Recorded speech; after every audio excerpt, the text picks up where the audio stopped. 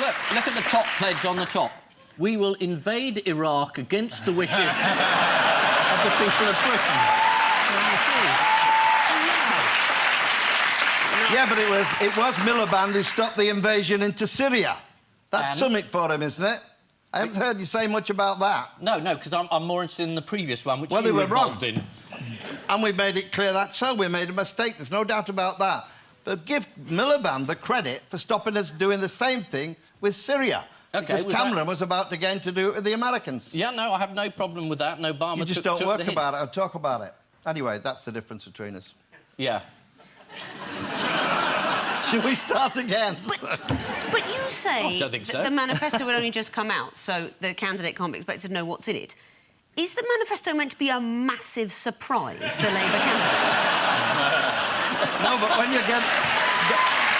Well, in our party, you have to get it through the National Executive and we have a policy making for the manifesto. You don't know necessarily what's coming through. I think some great things have come through, particularly when we're dealing with the Leveson report and what are we going to do about making the press more accountable. Yes, That's quite important. You're going to legislate, aren't you? What we said about that, we will carry out what Leveson said. We wait to see the press... Leveson said nothing about a royal charter. He didn't mention it. I would have thought you, as a journalist, might find that's an important point. No, as a journalist, it's an unimportant point. Oh, blimey, in private eye, you're sued every day, for God's sake, for what you say about people. No, we're not. And certainly not about you. I know you've got problems with the press and your private life, John. I think the last time you raised it, you got the same move. Why don't you be more specific and say it? Usually straightforward in private eye. What's your complaint? OK, you're very, very unhappy about the press's intrusion into your private life, because they revealed you were never having an affair complained with about Tracy it at Temple. all. And it was very embarrassing for you. No, it wasn't. God, it wasn't embarrassing. No, I made a mistake. I owned up to it publicly, and I was waiting for this one to come from you. You didn't own up to it publicly. You were revealed as doing it. Hey, I've got an idea. I did it at the Labour conference. Didn't you watch that? You two find a room, and whoever comes out alive is the winner.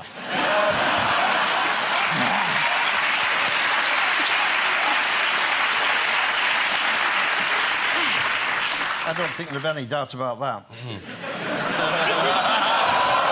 That's a death stare. He gave me a death stare. It depends who's ordering the room service, I suppose, doesn't it, John? This is like a terrible family Christmas. Yeah. What bit did the BBC get wrong? This idea... so I run a company that trains veterans to go into cyber employment. Yeah. And 4 companies away from that, there's a company that's gone bust. Yeah, it's not many companies. It's quite a big company. 4 people being arrested. Big story. It's a big story, but it's got nothing to do with me. You never... Well, of course not. Not Why would I have interested anything in to who do with provided your financial £85,000 salary? Yes, and it was four-hour provided through business in that company that company generated. That How had does nothing training to do with veterans make enough money to earn you 85 Because if you train them in cyber security, and they have specialist skills, they go into FTSE 100 companies and they earn quite a lot of money in cyber security. I sound like a right bastard, don't I, doing this whole sort of veterans employment thing? No, it's not the veterans bit. It's the £85,000 for a 4-hour job. I know. I know what you're thinking, because you're thinking... I'm thinking, why don't you do it for free? I know, because you get 20 grand for 2 hours tonight, don't you? Yeah, but the people who've lost money out of this company are very cross with you. It's about your behaviour and the fact that you didn't know. And didn't ask, as a non-executive director, where does the money come from for this company? I did ask where it came from, and it came from the business that's generated by the business that we do. They were providing the money that kept your company going. No, you were a non-exec. No, they didn't. That's why the BBC are being sued for libel, because no money went from that company into Crucial Academy. But it did, though. OK, well, you can keep saying that, but it really didn't. No, I'm just saying the chain... This is one for Judge Rinder, I think. Yeah. I am merely trying to establish the facts. You say you're going to sue the BBC for reporting a story that everybody else has run, and you say that's not how the money got there. I am absolutely sure that not a single penny has come from LCF and gone into Crucial Academy. If it has, I would leave. It hasn't gone directly in. It's gone into a series of other companies. No, directly or indirectly. If it had, I would leave. Many more? All right, well, we'll see what happens. This is like all of my Christmas dinners with my family. Remember Anne Widdecombe? Yeah.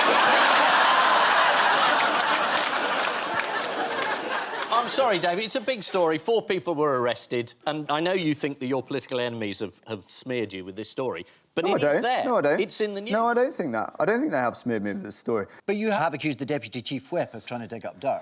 The Deputy Chief Whip has decided to go and ask friends of mine that I served with in the military whether or not things in my book were correct. And obviously I found out, wasn't overly pleased. That book was signed off by the parents of individuals who were killed in that war and who fought with me and my soldiers, but obviously not good enough for the Deputy Chief Whip. And when I confronted him about it, he claimed that was his job, to kick the tyres. And when I spoke to my friend, who he had actually spoken to, he hadn't done anything like that at all. He'd tried to get some dirt and blackmail me to vote for the Prime Minister's deal in January. That's why they did it, to try and force your vote. Yeah. Right. Nice place, politics. Yeah, it sounds great. Yeah. Why did I sign up? Why did you? Yeah. Like Anne Widdecombe. Remember her?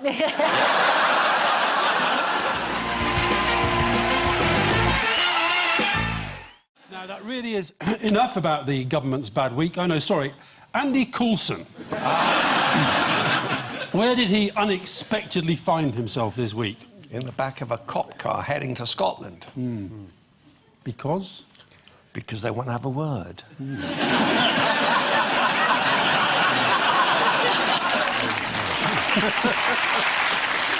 I had absolutely no idea that you were a gangster. Brilliant. Andy Coulson. He's been arrested for perjury. Yes. During a trial where someone else was on trial for perjury. Yes. While he was actually working for the Prime Minister, which is pretty shocking. You shocked, Alistair? I'm shocked. You. I'm glad you're shocked, because, you know, some of the people that this government have been hanging about with... Rebecca Brooks? Know her at all? I do. Were you shocked when she was shocked. arrested? I've been shocked by lots of things, Ian. He's been charged, though, not just arrested. Yeah. He's been charged. He's been charged. Which is why Ian's being so careful. Yeah. About Andy Coulson, if not about me. Well, they haven't charged you yet.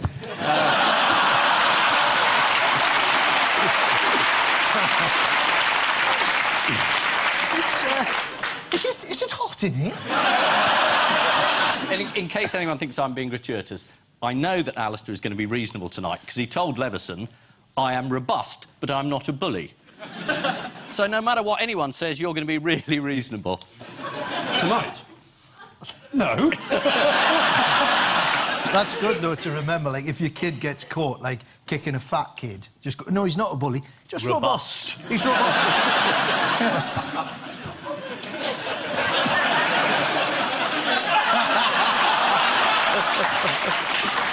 It probably seemed like a good idea when you said yes. But he said Margaret Thatcher did great hurt to the British people, although not as much as all those bombs, eh, Jerry? All right, Jerry, any time! Yeah. Straight between your gizzard! I thought we politically moved on from issuing threats to former members of the IRA. Well, the BBC also interviewed Maggie's biggest fan and disciple, Tony Blair. Did you see his tribute? He said, very few leaders get to change the landscape of not just their own country, but of the world. I mean, well, he certainly changed the landscape of Baghdad. I'm sorry, Tony, I'm sorry about that, because he had a heart operation, you know, once he had ablation. Well, he had one put in. Did he have one put in? He did.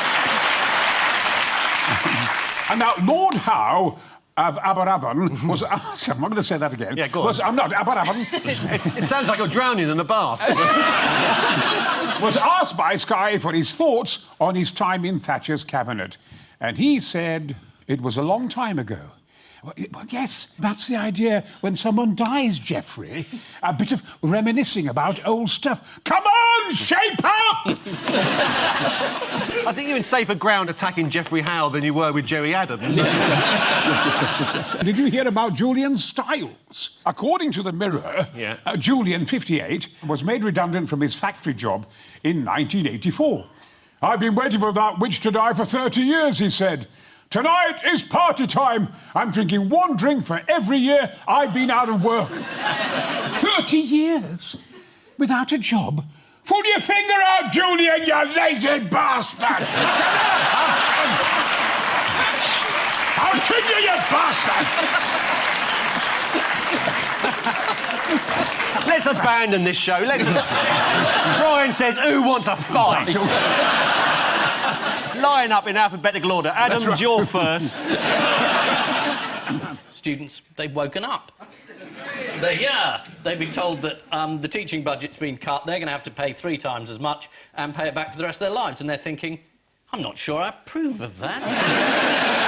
A student was interviewed and said, and I quote, "There's no jobs out there, and now they're asking us to pay £9 grand a year, which if you do 3 years, that's like 21 grand.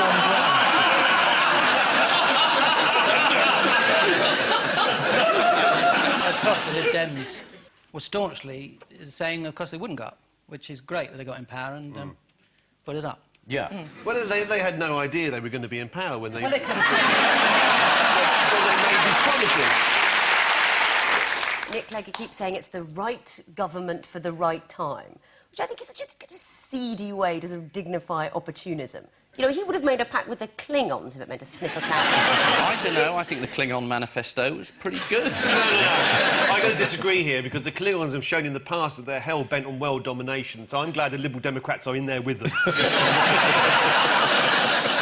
And the Klingons always get the Lib Dems to make the policy announcements. Absolutely. They're going to blow up a whole planet. They say, oh, get the Lib Dem to announce it. The Lib Dem party in this arrangement is the equivalent of the guy you see on Star Trek walking around the planet who you've never seen before, is the first one to get killed. That's the Liberal Democrats in this arrangement. But how does Nick Clegg look at himself in the mirror in the mornings? Just looks at David Cameron and sees the same thing. It's time now for the Missing Words round, which this week features as its guest publication, Ratitude. The magazine of the North of England Rat Society. For northerners who don't find pigeons dirty enough.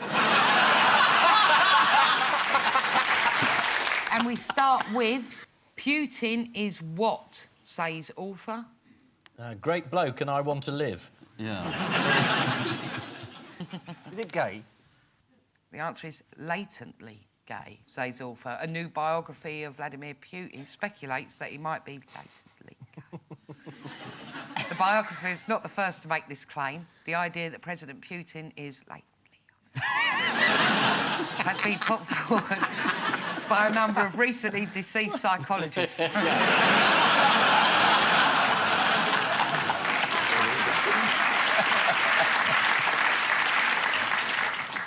Next, chimps take what? Is it the fucking piss? The answer is chimps take their owners to court. No, they don't. This is the story of a court case in New York in which 4 chimpanzees are seeking to be recognised as humans. The complexities of the chimpanzees' case have left legal experts scratching their heads, rubbing their asses on ropes and eating things from behind each other's ears. Next, from a rat PR point of view, what was very negative? The bubonic plague. No, it's the name Red-Eyed Devil. Next, Chinese girl had what in her ear? British Prime Minister talking patronisingly. Got a flower in her head. It was a fully grown dandelion. A doctor tried to remove it by blowing. But all that happened was he found out it was 3 o'clock. Next, what was high at Thirsk Rat Show? Sexual tension. The body count. It was an absolute bloodbath. Yeah. The safety officer.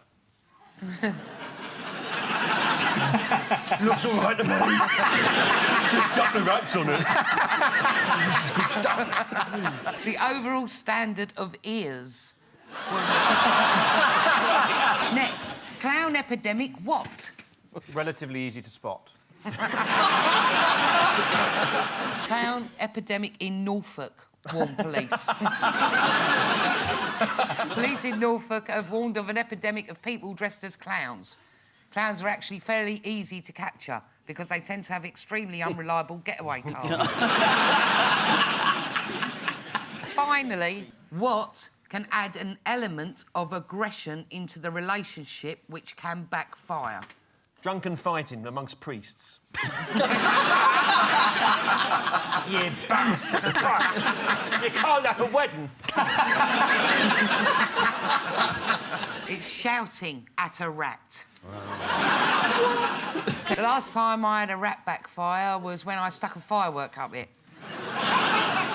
I'm just joking, obviously. It was a kitten.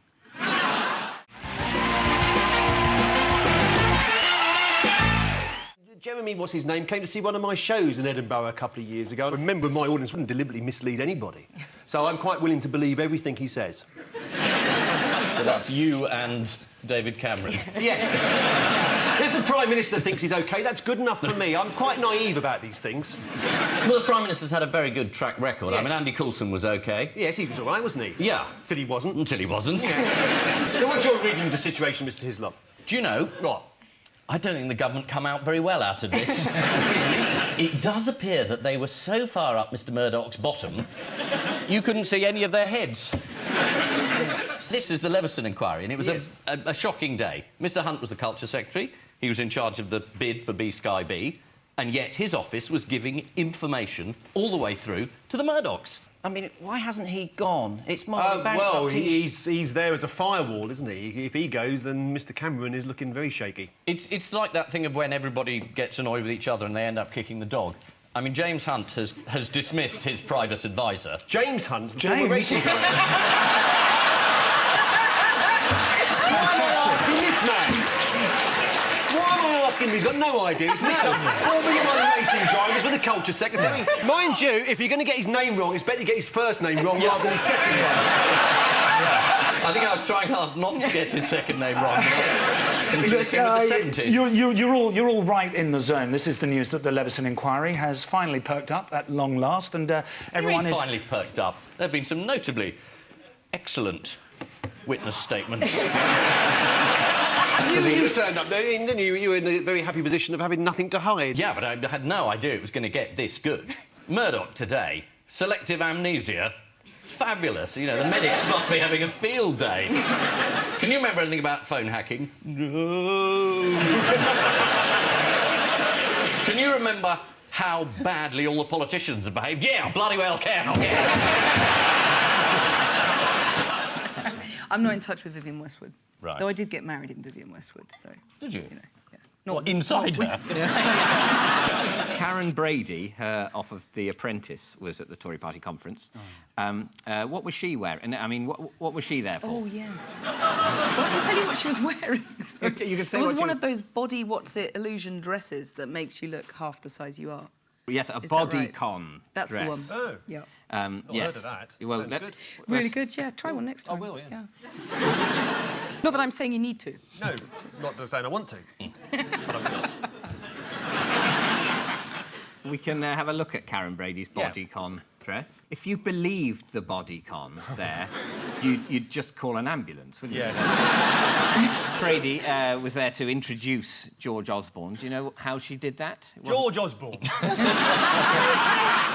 Bill Clinton did Tony Blair once. Really? I mean, introduced him. Get your wife to do it now. That's the other thing at the conference. Say, I think you're the hero. after Justine's performance in the Ed Miliband show, no wife is going to do it again, are they?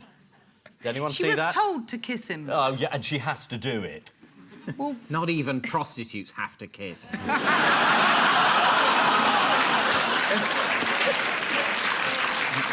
And there was also a spectre at the feast at the Tory conference. Do you know who that was? Oh, Nigel Farage. Yes, and I suppose the ghost of Margaret Thatcher was probably because she was there. invoked, wasn't she? Was she? The mummy. They did a return. séance. Anyway, he turned up, didn't he? Yes, he turned up in Manchester to address a lunatic fringe... Sorry, Freudian slip. A fringe meeting.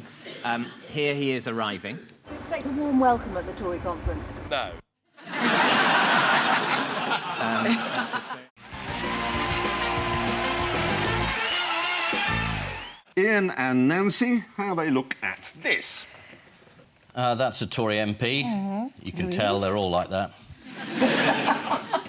That's a Labour MP. Yeah. That's Tom Watson. Murdoch's been arrested. He's in the slammer.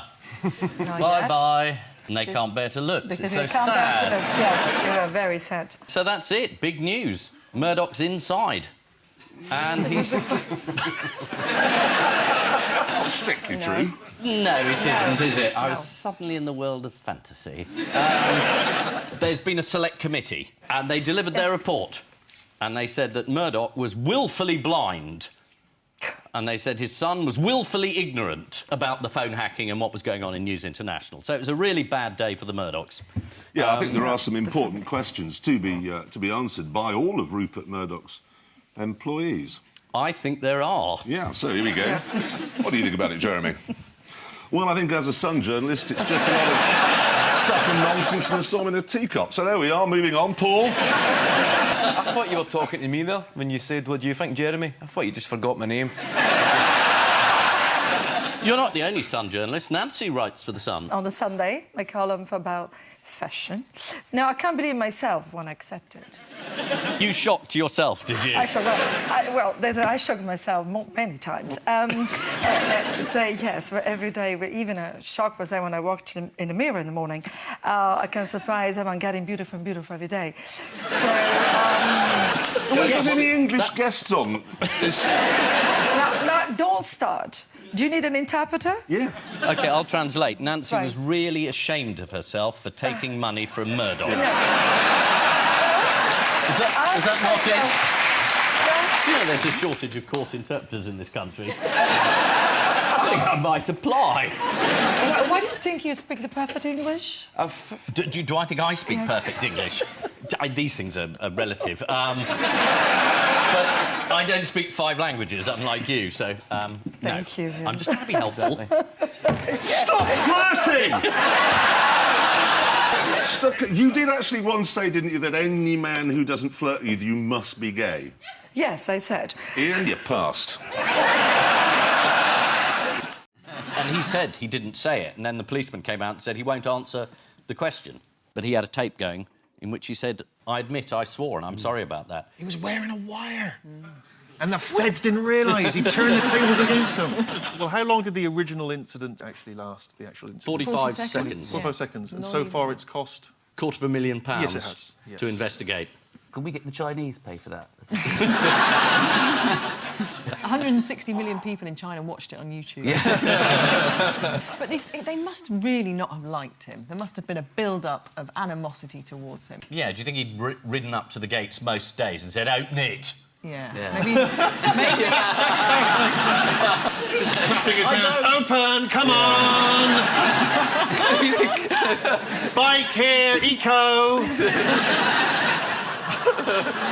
You know, it's a terrible dilemma. Do you believe a Tory member of the Cabinet or a policeman? You know, public's got a real problem here. Police whistleblower has actually come forward, you mentioned that, They're all about talking about a whistleblowers, result. They're all whistleblowers, they all blow whistles. I don't think they do Well, anymore. OK, logically it doesn't work. mobile phone. When this show began, you could have done that joke. I don't mean today, I mean 20 years ago. I felt tense because you went very quiet. I thought, oh, God, I've cut across a friend of Tom Cruise's.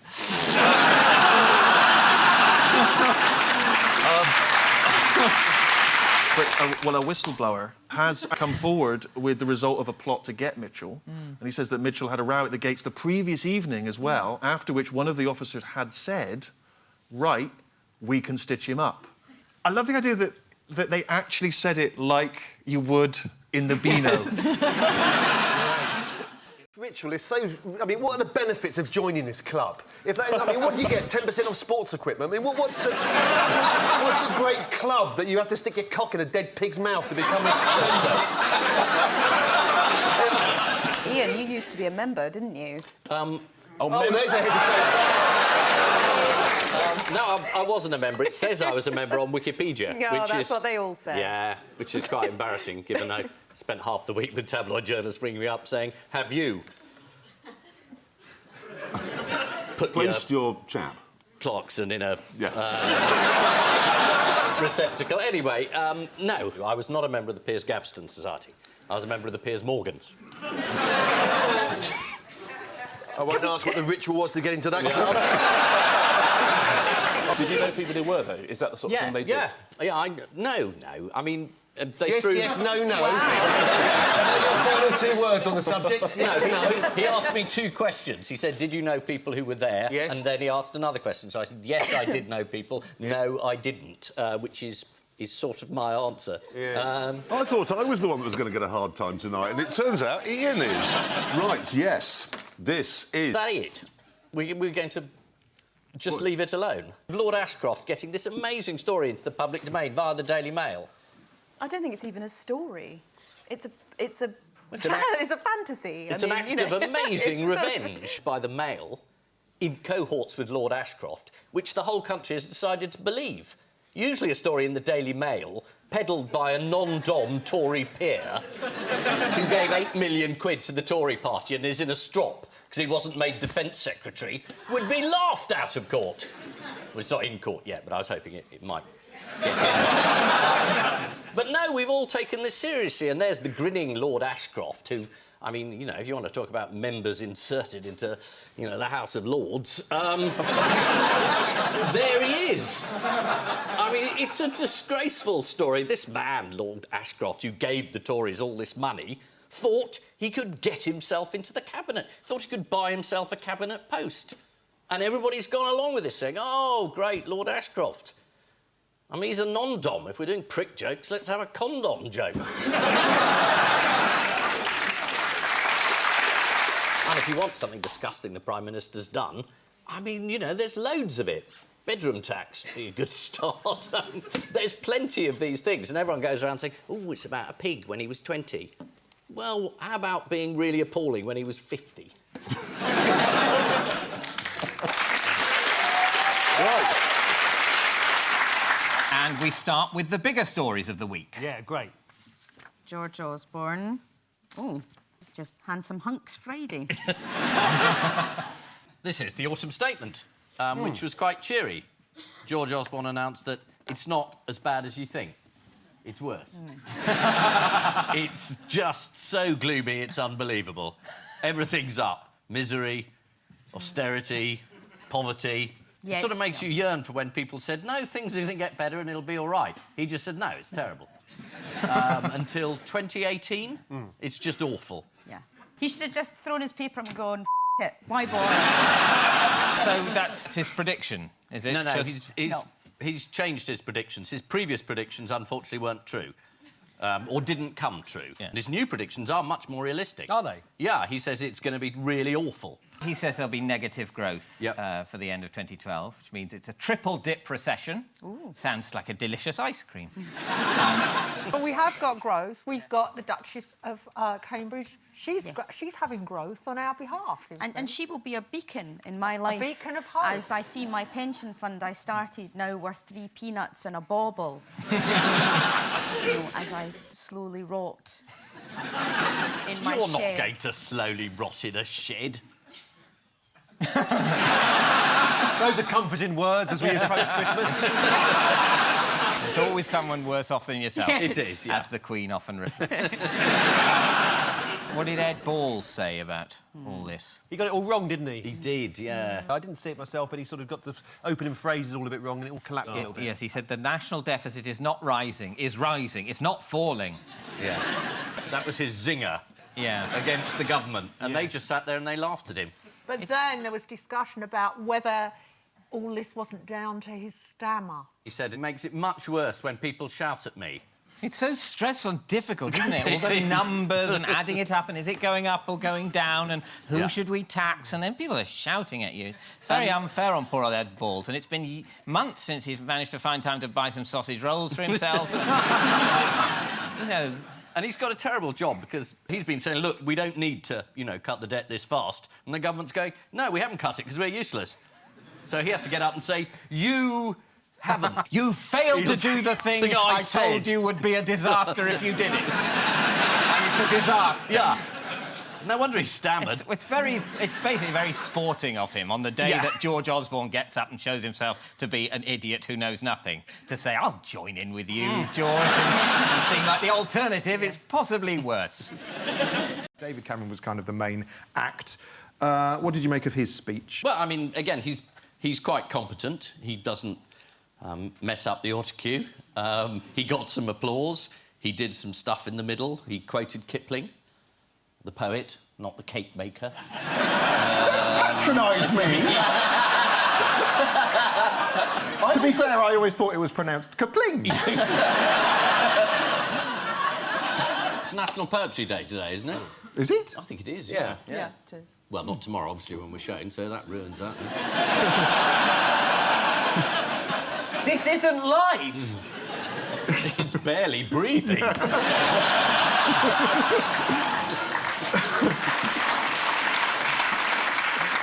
How did you feel about him having a go at your friend Jeremy Corbyn, Diane? Well, it's certainly not the kinder, gentler politics. He did say in his speech of Jeremy Corbyn, he said, "My friends, we cannot let that man inflict his security-threatening, terrorist-sympathising, Britain-hating ideology on the country we love." This was in reference to an interview Corbyn gave in 2011 where he said it was a tragedy bin Laden had been assassinated rather than tried in an international court. BBC News didn't mention that nuance in their coverage of Cameron's speech because they've still got a licence fee to defend.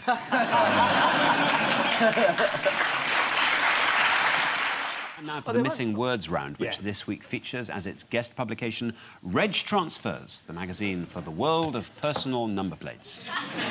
And we start with Simon Cowell reveals what? Reveals his number plate. You probably can't see Simon Cowell's number plate for all the cigarette smoke billowing around his pregnant girlfriend. Did you see? There were pictures of... Did you not see that? Were people smoking? There's a picture of him in a car, fagging away, pregnant girlfriend in the passenger seat. Unbelievable. I thought he was evil before, but... Simon Cowell reveals his baby name choice is Simon. Oh. The baby's due in February. Simon Cowell's already got a high chair, some tiny clothes and a booster seat. All he needs now is to get some stuff for the baby. Next, Cornelius Gurlitt has been hiding what? Is it complete as it is? Just been hiding? That's the Nazi art. Masterpieces, yeah. I will give you that. Cornelius Gurlitt has been hiding secret Nazi art stash. Yeah. All the paintings were confiscated in the early 1940s, or as art historians call it, Hitler's angry period.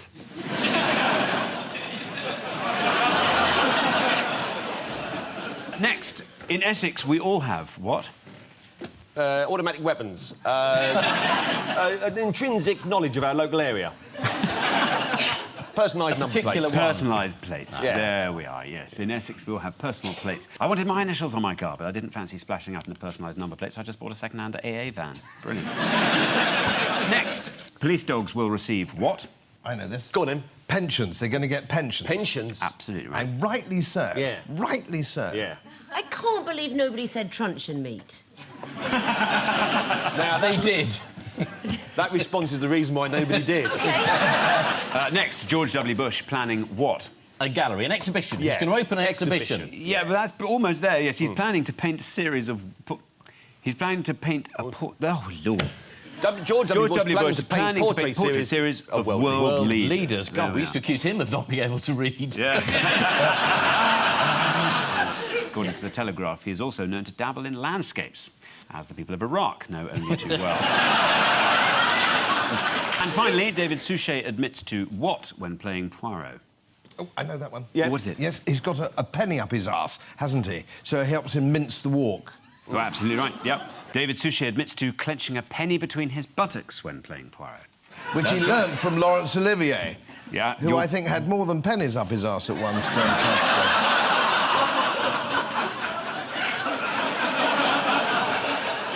Right down to the line, Godfrey. Sorry. I know you won't ask me back. So at the final... Did you watch the debate last night? Yes, I did. It was great. It was No. You caught me out mid-lie, mid-space. No, I didn't see it. No. Was it good?